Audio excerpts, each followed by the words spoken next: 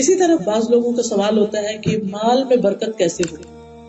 بڑی پریشانی رہتی ہے, میں بھی کماتی ہوں, میاں بھی کماتا ہے, بچے بھی کماتے ہیں, لیکن برکت نہیں. فرمایا وَلَوْ أَنَّ أَهْلَ الْقُرَىٰ آمَنُوا وَاتَّقَوْا لَفَتَحْنَا عَلَيْهِمْ بَرَكَاتٍ مِّنَ السَّمَاءِ وَالْأَرْضِ.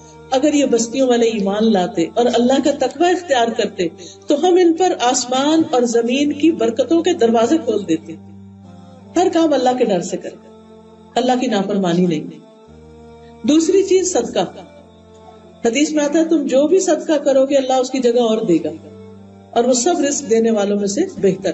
قرآن مجید میں آتا ہے وَمَا أَنفَقْتُم مِّن شَيْءٍ فَهُوَ يُخْلِفُهُ وَهُوَ خَيْرُ الرَّازِقِينَ.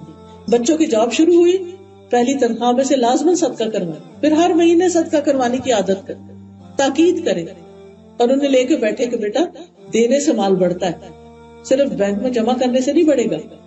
صدقہ مال کو کم نہیں کرتا. حدیث میں آتا ہے جو آدمی صلہ رحمی کے لیے سخی بن جاتا ہے, جود و سخا کا دروازہ کھول دیتا ہے, اللہ اس کی وجہ سے اس کے مال میں اضافہ کر دیتا ہے. رشتہ داروں کو دینے سے مال بڑھتا ہے.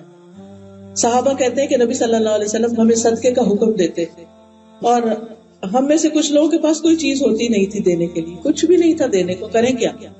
تو وہ بازار جاتے, اپنی پیٹھ پہ کوئی چیز اٹھاتے, مزدوری کرتے, اور ایک مد لے کر آتے, اور وہ رسول اللہ صلی اللہ علیہ وسلم کو دے دیتے, یعنی صدقہ کر دیتے.